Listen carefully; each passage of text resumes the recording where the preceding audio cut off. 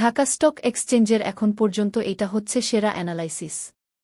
এই অ্যানালাইসিস শিখলে আপনি প্রতিদিন প্রফিট করতে পারবেন, গ্যারান্টেড। আজ 24শে সেপ্টেম্বর 2024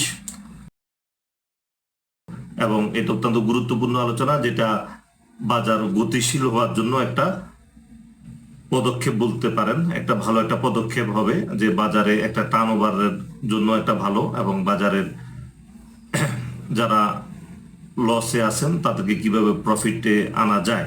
আচ্ছা, তাই নাকি? যাতে একটা রং সেল পলিসি এমন ভাবে সবার মধ্যে মিশে গেছে, যারা মার্কেট একটু নেগেটিভ দেখলেই ওটার উপরে আরো বেশি করে সেল প্রেশার দেয়। তো আমাদের যদিও আজকে ডাউন, কিন্তু আমরা মানে ওরিড না, যে মানে আমরা ভয় নেই। ডাউন কিন্তু আমরা ভয় নেই, কারণ খুব 10 পয়সা 20 পয়সা করে পড়েছি। অর্থাৎ এটাকে পড়া বলে না, এটাকে বলে কারেকশন বলে। বলল ভয় নেই, অথচ নিজেই ভয়ে ভিডিও লিংক ডিলিট করে দিল। 22 তারিখের আপডেট দিল, 23 তারিখের আপডেট দিল, 25 তারিখে কি হতে পারে সেটারও আপডেট দিয়ে 24 তারিখে ভিডিও ছাড়ল। বলল ভয় নেই, তারপর নিজেই ভয় পেয়ে সেই ভিডিও লিংক ডিলিট করে দিল। দেখি তো পটকা মাছ তার অ্যানালাইসিসে আর কি বলেছে। তো আগামীকাল টেকনিক্যাল অ্যানালাইসিস অনুযায়ী আগামী কার্যদিবস মার্কেট কেমন যাবে, এটা এখানে সবচেয়ে গুরুত্বপূর্ণ বিষয়। আগামী কার্যদিবস কেন যাবে, আগামী কার্যদিবস টেকনিক্যালি যেখানে আমি বিভিন্ন ক্যালকুলেশন করে দেখেছি যে একটু দুর্বল দেখা যাচ্ছে। টেকনিক্যাল অ্যানালাইসিস অনুযায়ী মার্কেটটা আগামীকাল একটু দুর্বল মনে হয়, যে একটু হালকা একটু মাইনাস হওয়ার সম্ভাবনা আছে। এটা হলো টেকনিক্যাল অ্যানালাইসিস অনুযায়ী। কিন্তু বাজারের আজকে যদি ট্রানজাকশন যদি আমরা যদি ফলো করি, যে যদি মার্কেটটাকে আপনারা যদি খুব গভীরভাবে যারা অবজারভেশন করেছেন, তারা দেখবেন মার্কেটে শেষ 5 মিনিটে 50 কোটি টার্নওভার হয়েছে, এবং শেষ 10 মিনিটে ক্লোজিং প্রাইসে 12 কোটির মতো ট্রানজাকশন হয়েছে, যেটা বাজারের জন্য অবশ্যই পজিটিভ। কারণ বাজারের শেষে আমি বারবার একটা জিনিস বলছি, সেটা হলো রং সেল পলিসি। রং সেল পলিসি, কারণ এই রং সেল পলিসির কারণে যে আজকেও কিন্তু বাজারের শেষের দিকে এসে অন্যের হাতে নিজের শেয়ার তুলে দিয়ে চলে গেছেন, একদম খুব স্পষ্ট, যেটা চার্টে, যেটা হলো নিজের শেয়ার অন্যের হাতে তুলে দিয়ে আজকে চলে গেছেন। শেষ মুহূর্তে যখন দেখেছেন যে বাজার একটু মাইনাস হচ্ছে বা বাজার একটু দুর্বল হয়ে যাচ্ছে, বায়ারের সংখ্যা কমে যাচ্ছে, তখন বামে ধরে শেয়ার মেরে দিচ্ছেন।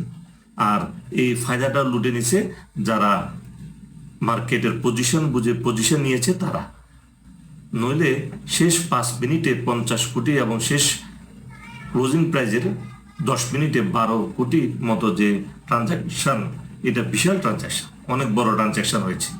তো যারা মেরে দিয়েছেন তারা অন্যের হাতে শেয়ারটা তুলে দিয়ে চলে গেছেন। এটা হলো আজকে মার্কেট যারা গভীরভাবে অবজারভেশন করেছেন তারা বুঝেছেন এই ব্যাপারটা। চার্ট অনুযায়ী যে ক্যান্ডেল ক্রিয়েট করেছে সেটা একটা পজিটিভ ক্যান্ডেল। সবাই দেখবে নেগেটিভ ক্যান্ডেল, যে ইনভার্টেড হ্যামার, কিন্তু ইনভার্টেড হ্যামার সবসময় নেগেটিভ হয় না। এখানের যে ক্যান্ডেল, এটা একটা দারুণ ক্যান্ডেল, এবং অর্থাৎ এখানে আপনি সেল প্রেশার দিয়েও মার্কেটকে মাইনাস করতে পারেননি। এটা হলো সেই ক্যান্ডেল ইন্ডিকেট করছে।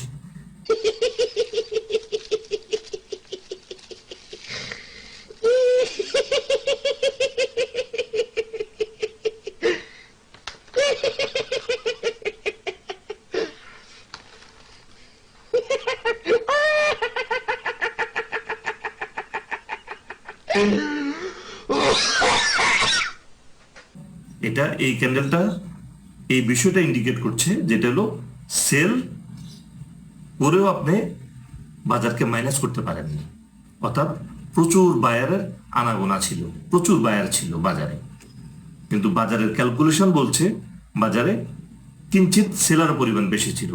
কিন্তু বাজার যদি আমরা গভীরভাবে অবজারভেশন করি, লাইভ মার্কেট যদি যারা দেখেছেন ভালোভাবে, তারা দেখবেন যে মার্কেটে যে যত বেশি সেলার ছিল তা থেকে বায়ারও কম ছিল না, বায়ার স্ট্রং ছিল বলে ইন্ডেক্সকে মাইনাস করতে পারেনি, বরং ইন্ডেক্স তেজি ভাব দেখাইছে। অর্থাৎ সেটা আগামী কার্য দিবসে তারও আরো ইন্ডেক্স এমনভাবে শো করবে যেটা হলো হ্যাপি করবে, তেজি ভাব দেখাইছে। অর্থাৎ সেটা আগামী কার্য দিবসে তারও আরো ইন্ডেক্স এমনভাবে শো করবে যেটা হলো হ্যাপি করবে, তেজি ভাব দেখাইছে। অর্থাৎ সেটা আগামী কার্য দিবসে তারও আরো ইন্ডেক্স এমনভাবে শো করবে যেটা হলো হ্যাপি করবে ইনভেস্টরদের।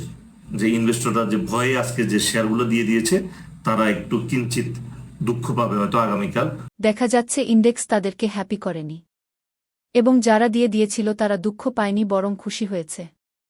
পটকা মাছ অ্যানালাইসিসে উল্টা হয়েছে। পটকা মাছে শেখালো ভয় না পেয়ে কিভাবে খুশি হতে হয়। সে শেখালো বাজার বাড়বে। আমরা দেখলাম বাজার পড়ে গেল। সে খুশি না হয়ে ভয়ে সেই ভিডিও ডিলিট করে দিল। পটকা মাছ অ্যানালাইসিস বরাবরের মতো বিফল হল। পটকা মাছ অ্যানালাইসিস অনুযায়ী আর কি হতে পারে তা দেখি। এবং বাই পলিসি এবং সেল পলিসি, মাত্র দুইটা পলিসি, এই দুইটা পলিসি ঠিক হচ্ছে না মার্কেটে। এত বড় বড় ইনস্টিটিউট, এত অভিজ্ঞত লোক আছে, এত জানাশোনা লোক আছে, কেন ইনভেস্টরদেরকে এটা শেখানো হচ্ছে না? হ্যাঁ, আমার এটা বুঝ হয় না, কেন তারা জানবে না? ইনভেস্টররা গাফলতি করছেন, আর আদারওয়াইজ তাদেরকে শেখানো হচ্ছে না।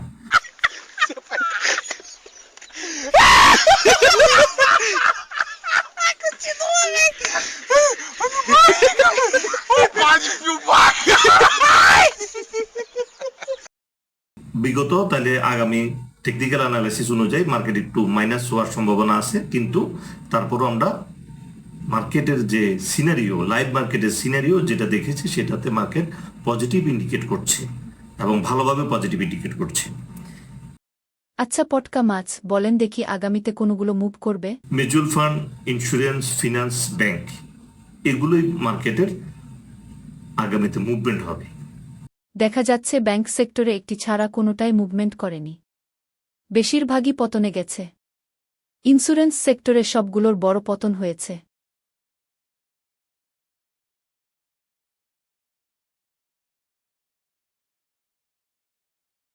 মিউচুয়াল ফান্ডের ক্ষেত্রেও একই অবস্থা। ইনভেস্টর পজিশন কেমন হওয়া উচিত? অবশ্যই ব্যাংক এবং ফান্ডামেন্টাল শেয়ারে। একটা পজিটিভ ক্লু ছিল আজকে বাজারে যে আগামীকাল বাজার ভালো হওয়ার জন্য। সেটা কি, এটা আপনারা কমেন্টসে লিখে জানাবেন। তাহলে আমরা বাজার সম্পর্কে আস্তে আস্তে বেশি শিখতে পারবো। এই জন্য এই প্রশ্ন উত্তর পর্বটা আমি রাখা। এটাই হচ্ছে পটকা মাছ অ্যানালাইসিস। কতগুলো ক্লুর বল সেই ক্লু খোঁজার চেষ্টা করেছে এবং তারা পেয়েছে যে পরের দিন 25 তারিখ বাজার বাড়বে। বলদগুলো দেখেছে পটকা মাছ অ্যানালাইসিস অনুযায়ী বাজার বাড়েনি, বরং বাজারের বিরাট পতন হয়েছে। পটকা মাছ প্রযোজিত ইহা একটি পটকা মাছ অ্যানালাইসিস।